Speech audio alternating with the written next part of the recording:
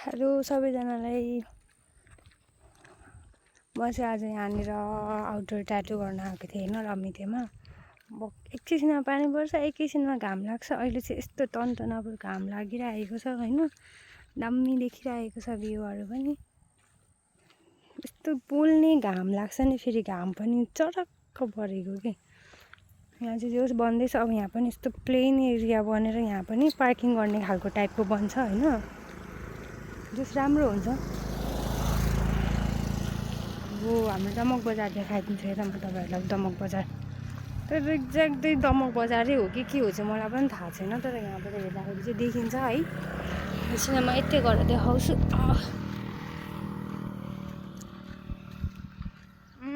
कस्तो क्लाउड छ होइन माथि चाहिँ पुरै।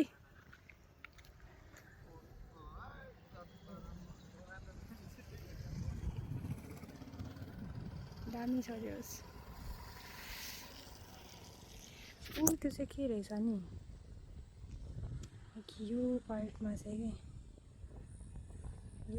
चाहिँ एउटा सहर जस्तो है, पुरै ग्राउन्ड जस्तो है। यो चाहिँ के रहेछ, पुरै जङ्गलै जङ्गल छ नि त बाँकी त होइन।